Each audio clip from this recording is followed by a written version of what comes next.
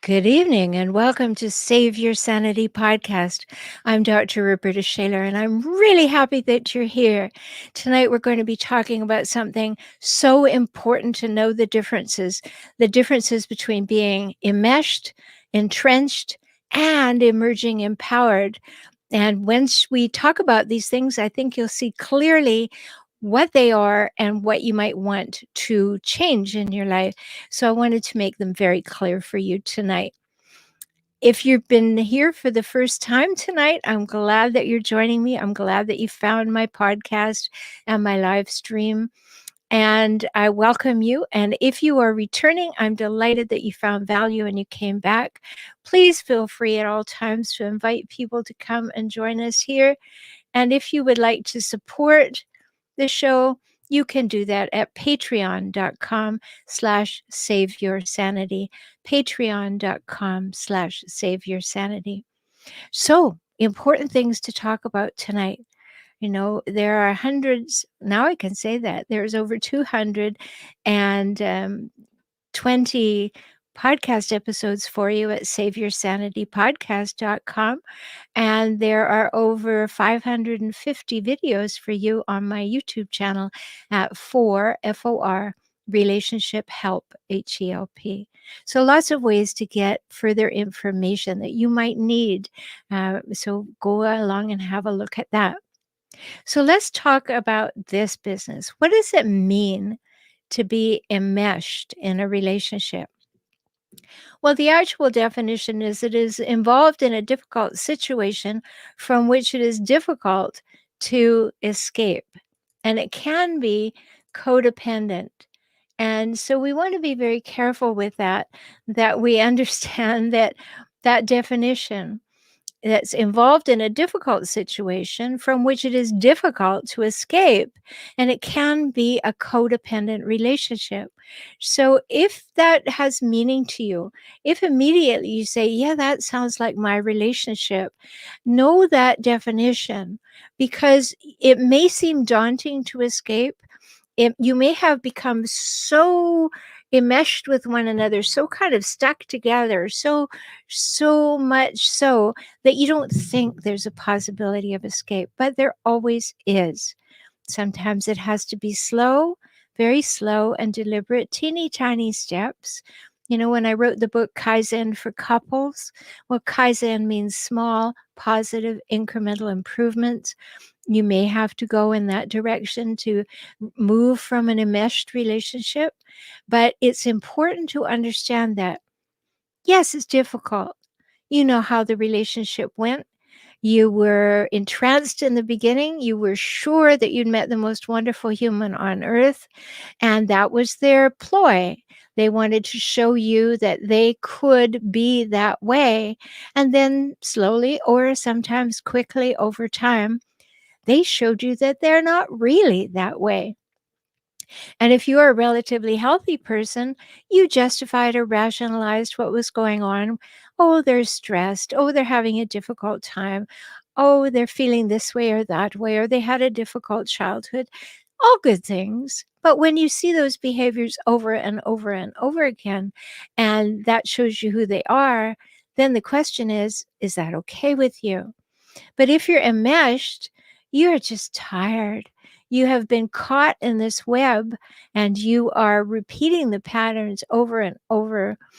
And somehow there is either passiveness on your part, so you don't do anything about it, or you may be even enabling the behavior, and enabling the behavior is really sad for you to continue to do, but you might not know how not to.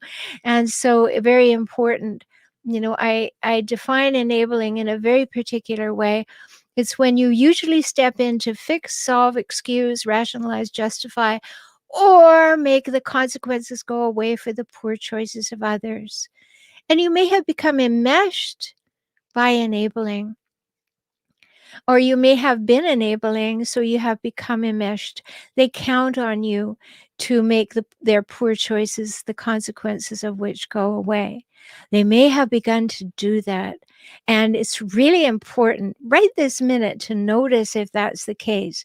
If that happened, if you slipped into that somehow, that you are now enabling. And so they continue to make poor choices, they continue to behave badly, and you continue to let them. And if you don't know how to get out of that situation, I'm always here to help. My new client opportunity is an opportunity for 1 hour to talk with me for only $97. And you can do that at beaclient.com. Beaclient.com. And we can talk about what's going on and see what's really the situation.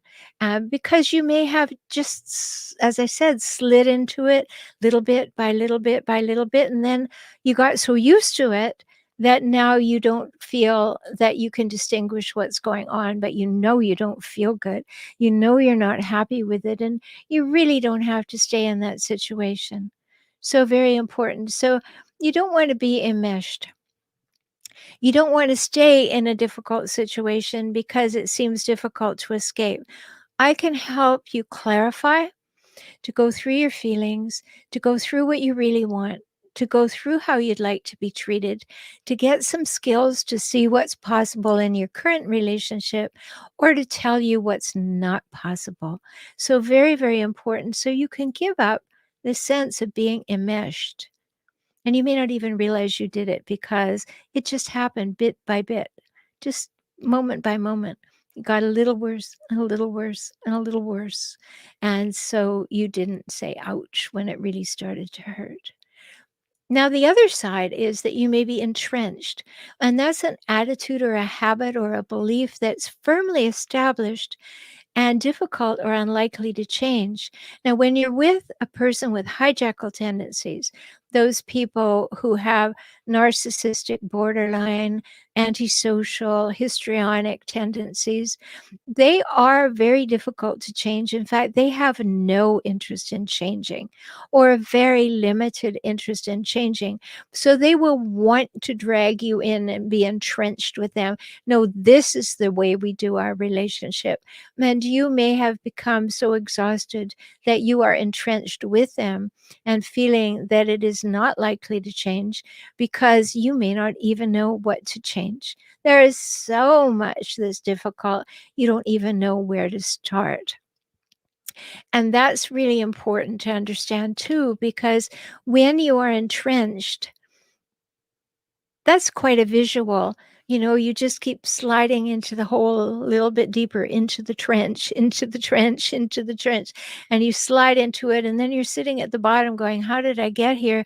But you may not really understand the process. So if you've become entrenched in a relationship, you may not understand how you got there directly, but you don't like it. You're not comfortable. You're putting up with too much. You're settling for too little. And you are aware that there are better relationships out there. Now, you may not be in a state at the moment to really be able to say, I deserve a better relationship, but your whole being knows that, right? It's a difficult spot. We don't expect to run into hijackals. We really don't until we've run into one or two, or we were raised by them, and we may not even be aware, if we were raised by them, that we are naturally becoming a target of hijackals, or that we're attracting them or attracted to them. And those are things that you can change, because that will cause you to be entrenched, meaning that it's very difficult to change. That's what the word means, but you can change it. Any relationship changes when one person changes. Hijackals are very resistant to change. You probably noticed that because, of course, nothing's their fault, right? So, therefore, it all has to be your fault. Everything has to be your fault. And so, you get entrenched in that dynamic where you honestly accept that that's the case. You may have given up even refuting it or complaining about it or doing anything to strongly say, "No, I'm unwilling to be in a relationship that works this way." And probably because you've tried to say that and they haven't cared, or they've made you wrong for it, or they belittled you or degraded you, or at any rate discounted what you were feeling or needing or wanting. I'm sure that may be very familiar to you too. It's really a difficult spot to be enmeshed or entrenched because it happens, as I said, just sort of degree by degree.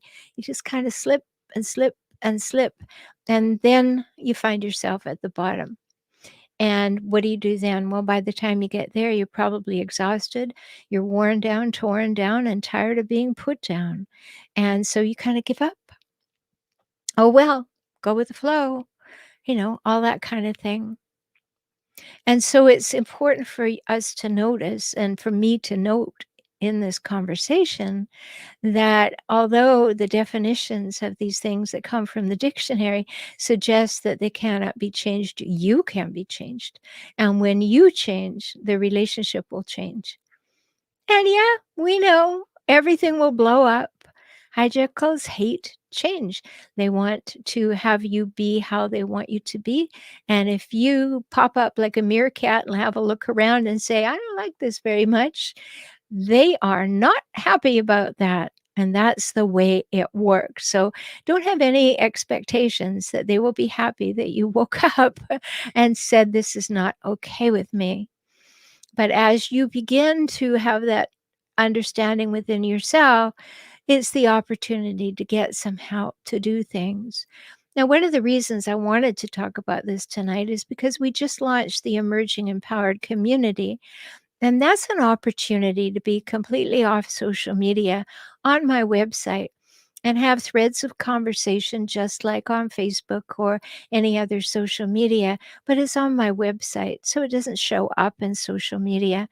Also, when you're a member there for only $19 a month, you get the opportunity to register for 2 Ask Me Anything group calls, and that gives you direct access to me twice a month to ask your questions, and that's a real bargain for $19 a month. And just to add a little more interest to that, you also get a 20% discount on all my courses and products when you're a member. So that's fun, and if that interests you, just go to joinintoday.com. Joinintoday.com and become a member of the Emerging Empowered Community. I hope you will, because then we can talk freely in typing, or you can come along to the Ask Me Anything calls. So we've talked about being enmeshed and we've talked about being entrenched. But what does it mean to be emerging? Well, it means to move out or away from something and come into view. Isn't that lovely? That you are going to leave something in which you feel hidden and unseen, and you're going to come into view. You're going to emerge into your best self, your most empowered self. And that emerging is the rising up and coming into view as to who you really are and being able to speak from that place, to live from that place. So exciting. So when we put it together with empowered, empowered is when you give yourself permission and authority to live by your own values and vision and beliefs and purposes and base your actions and your decisions on those values, vision, beliefs, and purposes accordingly. So when you step up, you emerge and come into view as a person who has given yourself permission and the authority to live by your own values, your vision for what you want your life to be, your beliefs about everything, not just spiritual beliefs, but your beliefs about money, the world, kindness, everything. And then base your actions and your decisions on that. That is empowering. And you are not hurting anybody by doing that. Now, a hijackal will say that you're hurting them and you'll say that you're hurting the relationship. Nothing compared with the damage they've done. But that's not the purpose. You want to do it for you. You want to be emerging empowered for you so that you feel like you are fully expressed in life, that you have the right to take up space and draw breath.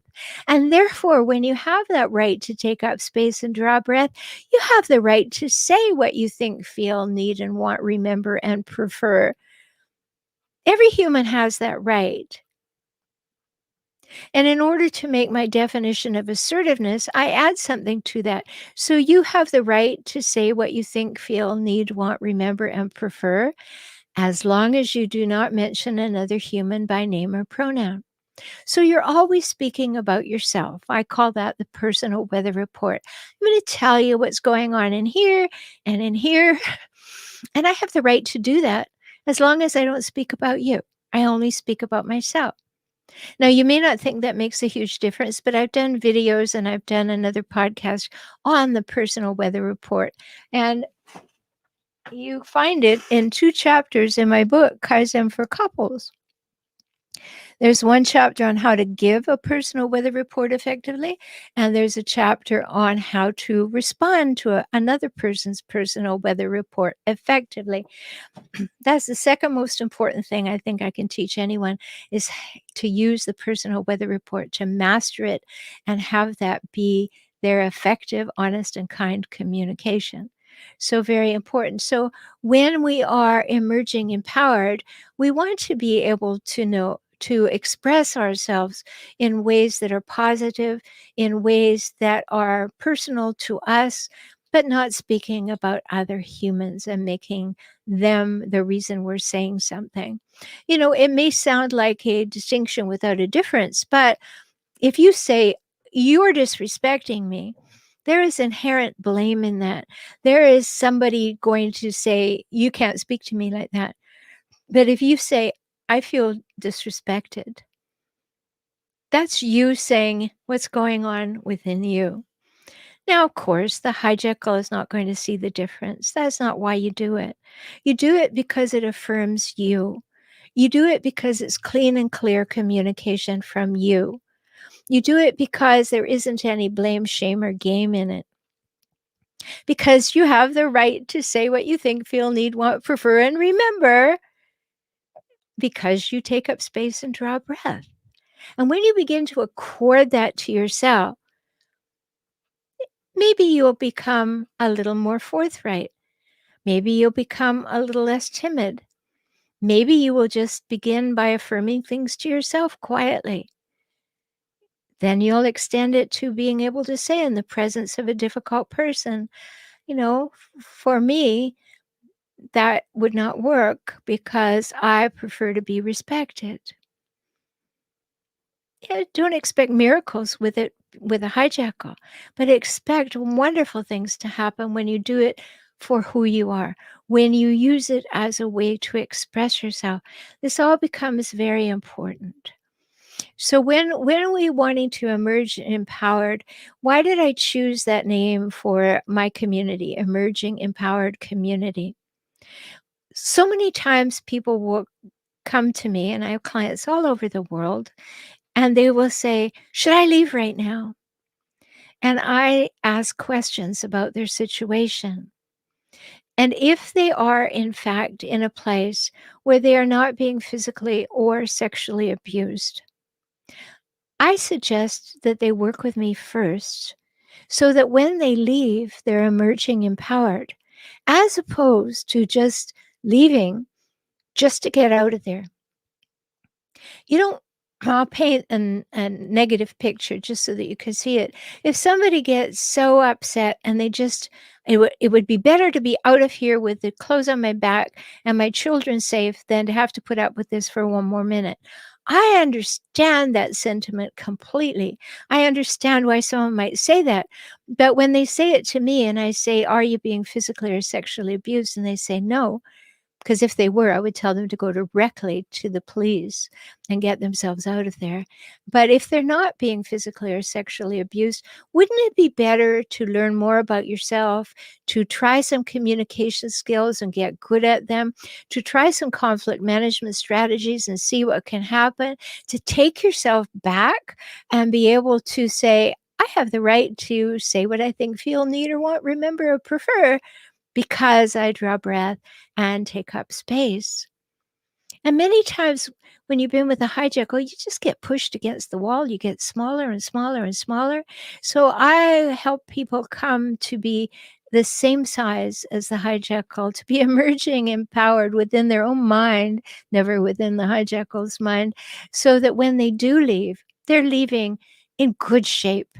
They're leaving with higher self-esteem. They're leaving with more self-confidence. They're leaving with a plan, and they know how they're going to execute it rather than just running off afraid, but just desperate to get out of there.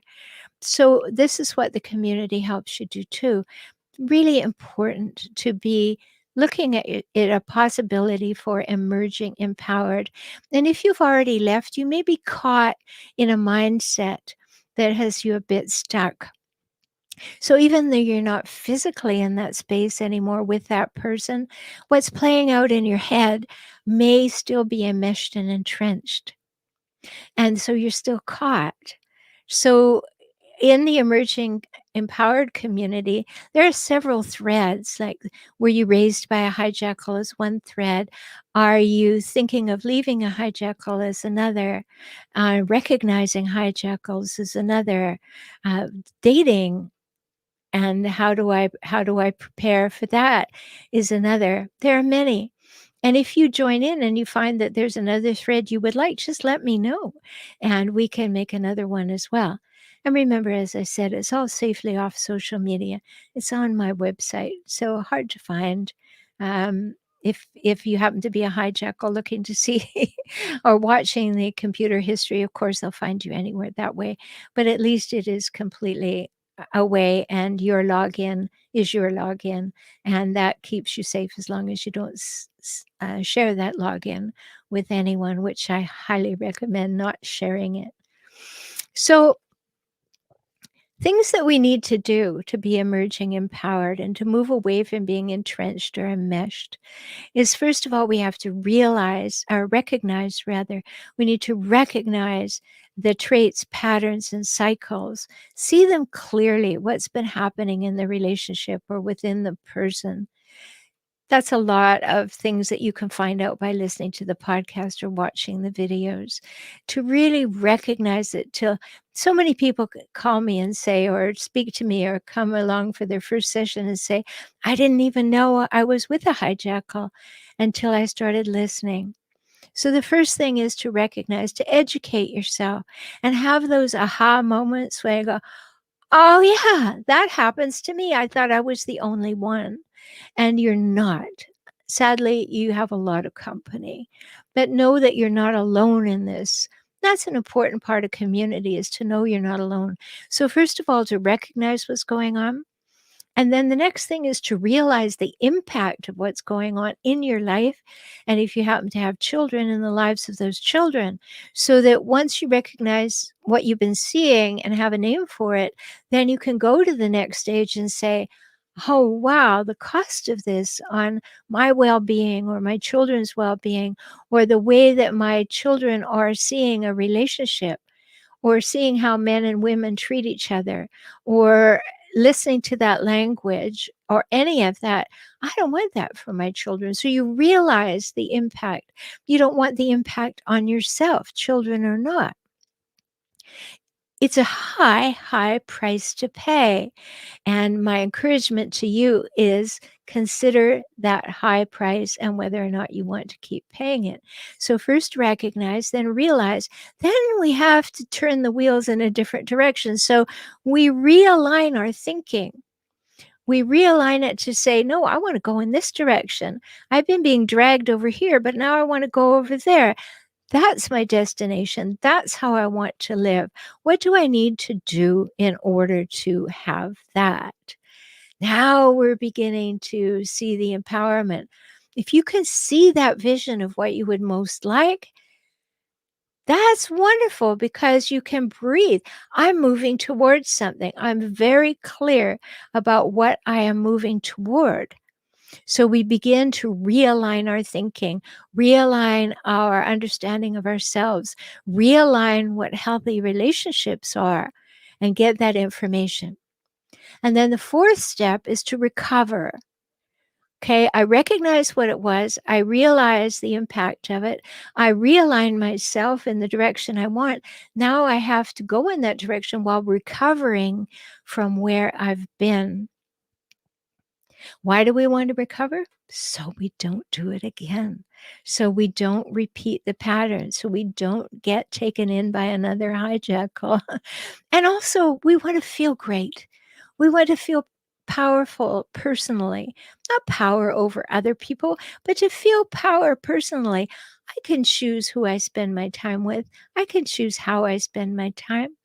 I can choose what I say. I can choose what I eat. One of the things people tell me is after they leave that one of the things that they think are silly, but I think are really important, is they realize that there's nothing in their fridge that they don't like. That things that they had to do in order to appease other people, they no longer have to do. No, it's not that there's anything wrong with you and your partner, of course, sharing a refrigerator and having foods both people like. But, it's just one of those funny things that happens when you realize that I get 100% choice over life. And that's what happens when you begin to recover is, I don't have to have that in my fridge anymore, or I don't have to have that fear in my body or mind anymore. So maybe on a little physical level about the refrigerator, but much more important, what it's doing to your mental and emotional state and how you are viewing yourself and the world. And that's where recovery really happens. Then the last stage is rebuilding so that I now have realigned, I have recovered. I'm no longer allowing that person to take up real estate in my heart and head. And now I can rebuild my life in the image that I want, in my realigned image. And that's so important too. So over at the Emerging Empowered community, I have a lot of courses, adding new courses most weeks. So there's always something new to learn over there. And when you're a member, as I said, you get 20% off all the courses, everything that's happening. So go to joinintoday.com if that intrigues you. So we want to be emerging empowered. We don't want to feel that are living someone else's life. We don't want to feel like we're living our life to someone else's expectations and standards. That's just inappropriate. You are an adult. You get to make up your life. You have the opportunity of a lifetime, and you want to be you fully expressing, you fully feeling free to have the skills to say what's really so for you without purposefully or inadvertently offending people. You want to be able to engage in communication that is kind and honest at the same time. And that will help you feel like I have this right to take up space and draw breath and to fully express myself in a way that hurts no one but allows me to be my best self. Such important stuff. And that's why I wanted to do it, not only because the community started, but to make these very, very clear distinctions for you. Because it just might hit a chord that, wow, I really am enmeshed in this relationship. I really am finding it difficult to escape. It is a difficult situation, but I have had an idea that I can't escape. Maybe tonight you will begin to realize you can. It may not be easy, but it will be worth it.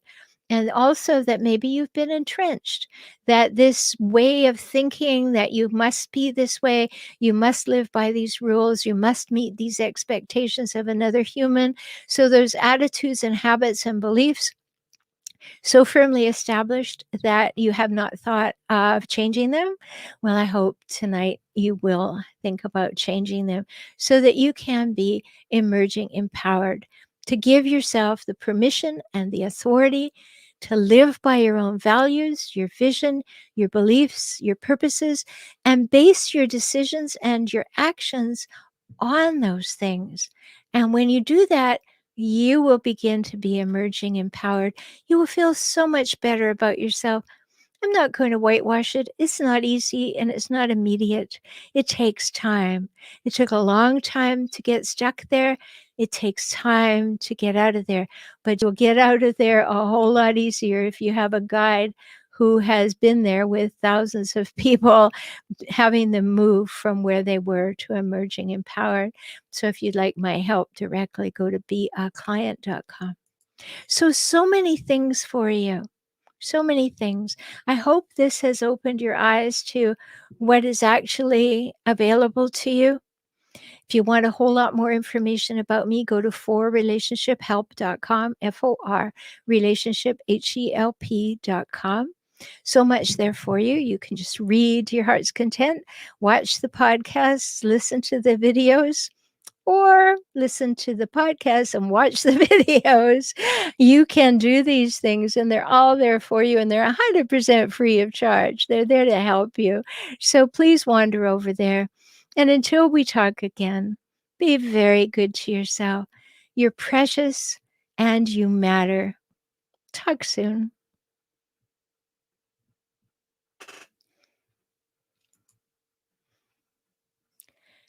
Good evening, everyone. I'm glad you're here.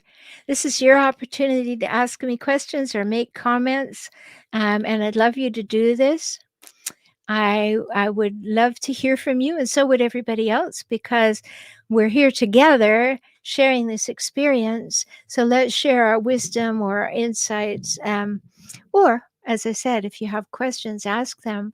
So Rachel says, "Thanks for sharing this." Well, you're so welcome. It's important for us to get all this stuff turned around in our minds, isn't it? So that our bodies and our hearts and our emotions and all can catch up with our mind. So I want to give you as much food for thought as I possibly can. And Ask Anything says, I randomly found this therapist podcast and it changed my life. Well, I'm glad to hear that. That's an important thing for me to know, because sometimes I am just putting this all out into space and I don't know until somebody tells me what value you got from it or where it landed, except if I get to see you individually, one-on-one or in the groups or the membership. So know that when you put your comment or your question about anything to do with toxic relationships, not just tonight's topic, when you hit send, it takes 20 seconds for it to get to me, for me to be able to respond to it. So these question and answer sessions, or these wonderful times together after each Monday night podcast, are for us just to be able to chat. But it all magically goes away if after 40 seconds I haven't seen anything new there. So then I will just think that you have everything that you need, and I will disappear. So right now there are no new comments, and if I don't see anything in 40 seconds, I will think that you have everything that you need, and I will go away. It's a long journey. It can be a long journey, particularly if you had a hijackal parent and therefore you got into a primary relationship with a hijackal. It's just a way of life. You're comfortably uncomfortable, but you have not clear ideas about why and what you can do about it. So that becomes really important to recognize that you can do things about it.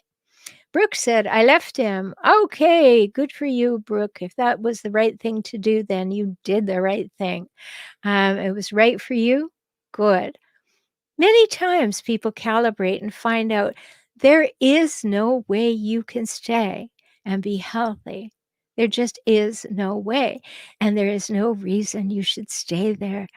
Now, that said, yes, we have to calibrate it carefully when you leave, especially if you have children, especially if they have engaged in financial abuse and taken over all the money. We have to slowly extricate things so that you are emerging empowered. But these are important things. So if that was the perfect thing for you, Brooke, good for you. Lisa, hi. Says, can't believe how quickly my husband seemed to have moved on. Oh, they love to do that, Lisa. It's a way of saying you weren't important to me. And it's a slap in the face that they hope you will feel, and it will sting. They have to have supply, and when you stop being their supply, they immediately have others. Now, here's the sad part about it, not just for Lisa, for everybody. The actual fact is they've been grooming supply the whole way along. No, they may not have cheated, although many do, but they have been grooming supply. They've been nice to people at work. They've been cajoling with wait staff in restaurants. They've been belonging to a club or belonging to some group or whatever. They've been grooming people. So it's not difficult for them to pop on over and pop out with somebody else really quickly. It's nasty, it's hurtful, and that's just what they want it to be. So I can understand why you can't believe how quickly your husband seems to have moved on. He already had in his mind, if he hadn't physically, and so therefore all he had to do was crook his finger and get new supply. And so he did, okay, I'm free, come here. I know that sounds very forthright, but it really is what happens. They really do shrivel if they don't have supply. People who adore them, people to validate them, people to tell them how wonderful they are, or people to do their bidding. So they can't live without it. That's one reason they come back to you, that hoovering thing. They come back is they run out of supply. And it is that old thing about sales. It's easier to sell to a customer who's previously purchased from you than it is to acquire a new customer. So if they're not doing well with acquiring new customers, they come around and revisit the old customers to see if they can cajole them into being their client again. Ernesto says, that was my fate in my group of origin and society. So now I love being in a gringo culture where independence and individuation are celebrated instead of being punished. Yes, well, that's great that you found somewhere that you feel comfortable and you feel accepted and you feel like you don't have to perform. And, heaven knows hijackals want you to perform. It's like they're shooting at your feet all the time to keep you dancing. So if you find yourself in a group where that's not necessary anymore, yay. So good for you for taking care of yourself. That's great, Ernesto. Lisa said, I'm also astounded at how easy it is for him to lie so effortlessly and convincingly. Oh, don't they just? They things just fall out of their mouths. And they think you are foolish. They think you are dumb, that you are not going to notice. Remember, hijackals always have to be the smartest person in any room in their estimation, and they treat you as though you are not. They certainly read you wrongly. They underestimate you greatly. But if you haven't been living in your power, you may have given them that message. But, now that he's apparently gone, out and living out there, he's now able to see that lying was probably what he did long before he ever left. Because you don't just start being able to lie effortlessly and convincingly. And Lisa says he's turned into a perfect stranger almost. Yeah, like who was that guy? Was that going on my whole relationship? Did I ever know this person? Did they ever know me? What was all that? And these are really important and good questions because they will allow you to reflect on where do you want to go next, because you sure don't want to go in that place again, right? So Ursel says, but they cannot have functional relationships. They can't have healthy relationships, that's for sure. Because you can't have a healthy relationship, as I say in episode 115, unless you have equality and equity, reciprocity, and mutuality. A hijacker will never offer you that. They can't. That's giving you too much. They will not be equal and equitable. They will not be reciprocal because it's all about them. And therefore, they won't be mutual so that you want the best for each other. No, they want the best for themselves and they'll trample over you to get it. So you're absolutely right.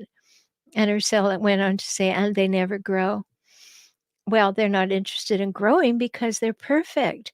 In their mind, now remember, these are deeply shamed people. Don't put on your compassion hat. These are people who have been deeply shamed early in their life. They've learned how to cope with the world with these behaviors, and they developed them all because they needed to in order to survive. You didn't break them. You can't fix them. Not your circus, not your monkeys. Understand that. Be your best self, see what happens, learn to be emerging empowered, learn the skills, use the strategies. If they don't change, move on. Patty says, I'm trying to get out. Good, Patty. If I can help in any way, use that new client offer. Go to beaclient.com. We can talk about it. Trying to get out is a very frequent phrase when you're with the hijackal, because you have to kind of pull their fingers off and they have a way of getting back. And so it can be a slow process. But honor that let's do a Yoda on that, Patty. You're not trying to get out. You are getting out. It may be slow and it may be bit by bit, but you are going in a very clear direction. That's good. Ursel said, my mom rejected me pregnant last year. I'm 39, and she said, while I was pregnant, I looked homeless. It really blew my mind.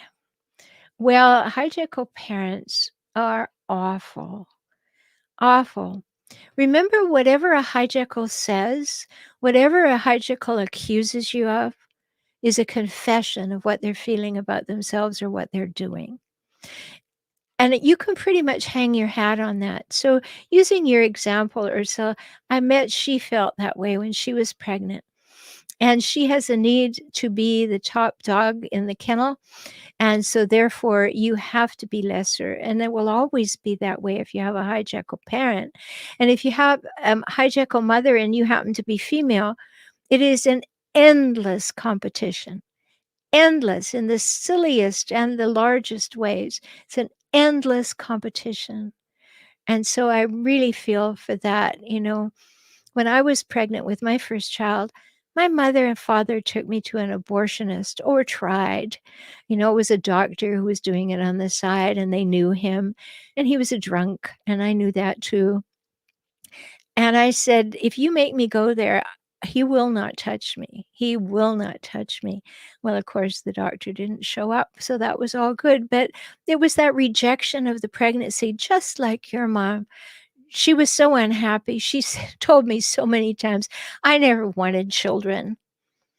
Well, that's a good reason. I'm an only child right there. But imagine hearing that all the time. I never wanted children. I used to say to her, why'd you have me then? She was very, very difficult. So I understand what you're feeling there, so very important. Elisa says, thanks so much. Yes, we both brought our dysfunction and tried to have a healthy relationship. Good insight. Yeah, they really do target people who are vulnerable and who really want something that they pretend that they will give them. And then, of course, they don't give them after a while. Rochelle said her sisters and mom and family are all strong narcissistic, and sister is a psychopath. Well, there you go. So when they demonstrate their behaviors or whatever they say about you, that's what they're thinking about themselves. Very sad. Lisa says, I find myself obsessing and looping into imaginary dialogues, wanting to tell him off. How does one stop? Not always, but catch myself thinking more about him than I want to. Well, be gentle with yourself about that, Lisa, because you have been probably in relationship with him for quite a while. And so you are used to having him in your thoughts. You're used to thinking what would be best for you as a couple, or how would you please him, or how would you accommodate him or compromise with him. It's a habit. It's an entrenched habit. So each time you catch yourself doing that, say, just a minute, is this the direction I want to be going? Or should I be now using my mental energy to be looking at the life that I'm moving towards rather than the one I'm moving away from? That can be really, really helpful in those moments. Oops, I'm thinking about him again. I don't think about him anymore. No, no, court will take care of it over there, but me investing my mental energy or my emotional, resources in him, no. No, no, no. You just get help and move on. Ursula said, "Yes, ruminating is part of PTSD." Thank you. Yes, and, I'm moving towards thinking about, PTSD more as PTSS because it's a syndrome of things that happen to you, and when it's emotional abuse, we call it complex PTSD, but I think it's complex PTSS. So, complex post traumatic stress syndrome, this whole body of things that happen, because it's not a mental disorder. It's a response to another human, and that's really difficult. Ursula said, "Why can't they love themselves?" Well, they do, in a very warped way. They highly value themselves, but they really don't know what love is. People say, "Well, I was sure he or she loved me." Well, that's what they wanted you to think during the love bombing in the beginning. And that's what you wanted to think during the love bombing in the beginning. So we get to the place where we hold out hope that that love bomber's the real person. And it's so disappointing when we realize that the love bomber was an anomaly to get you, and the real person is the one sitting in front of you behaving badly. So very difficult. They don't have love. They don't have love to give. They have uses for you. And I know that sounds so awful, but it really is the bottom line. They know how to do things that look loving. They know how to mimic love. But in the bottom line, they don't demonstrate love. They demonstrate they want to use you.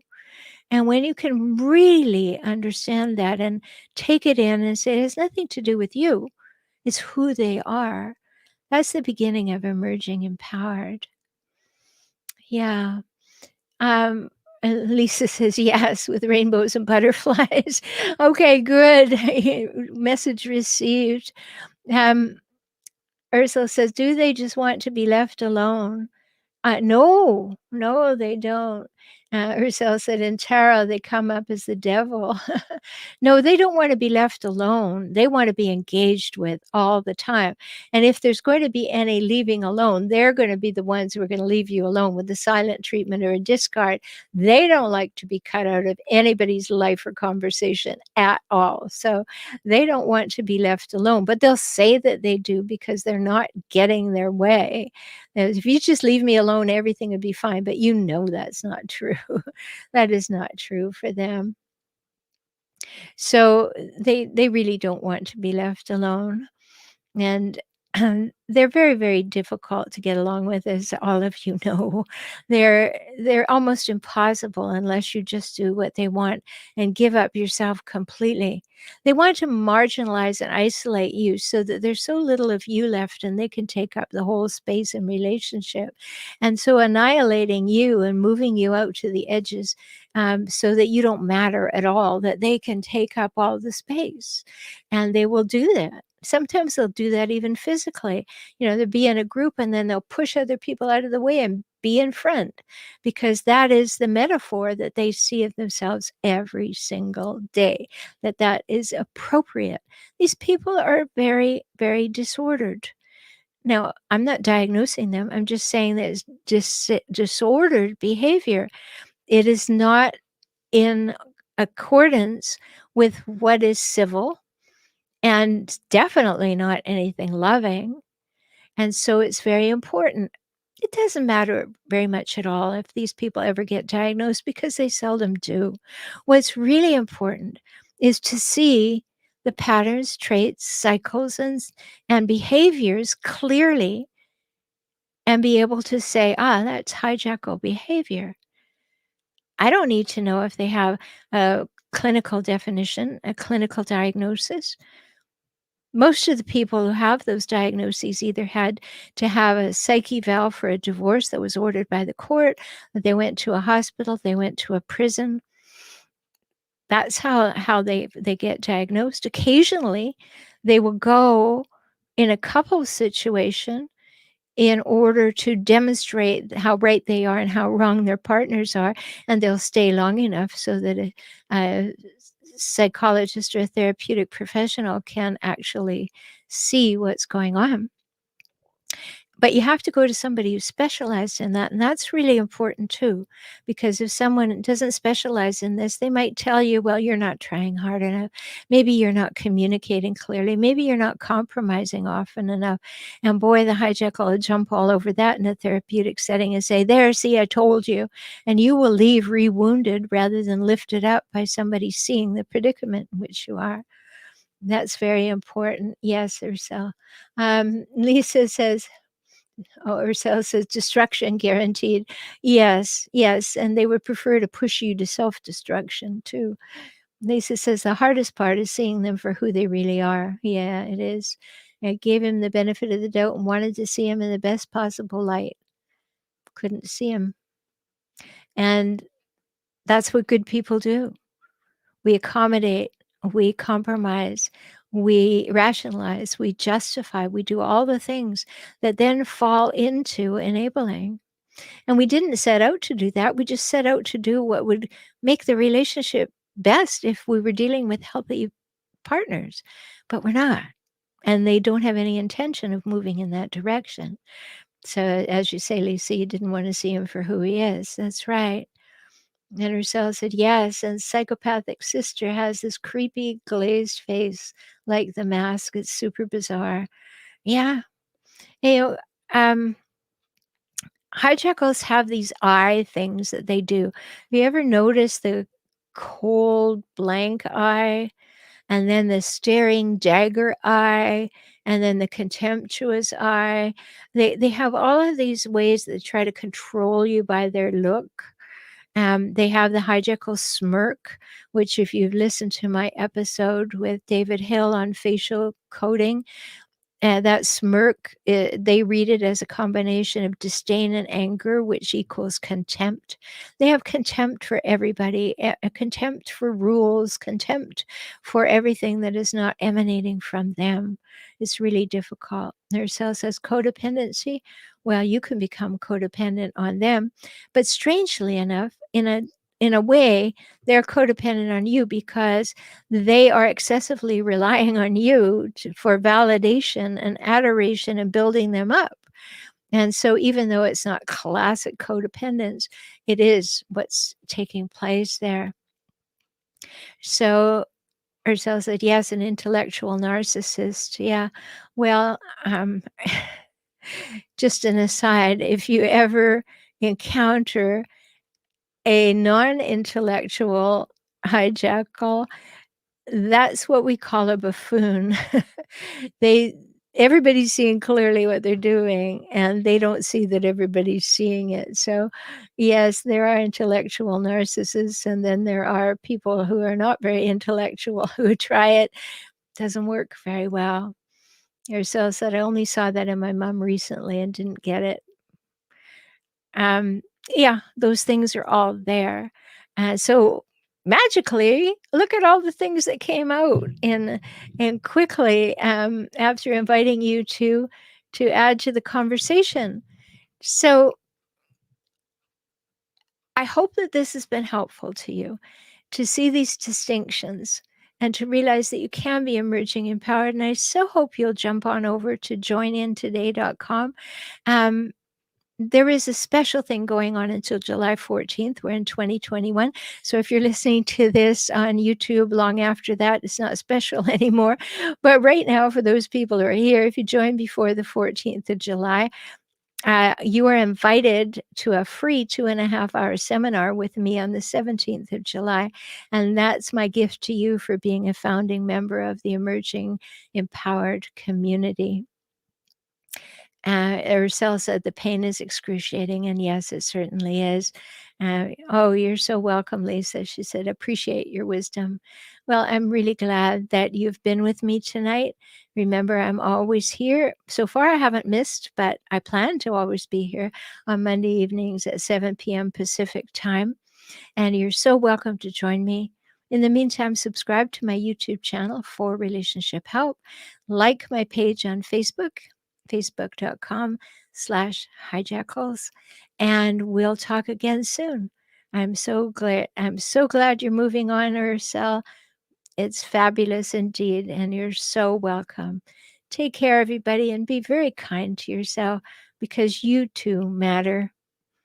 Talk soon.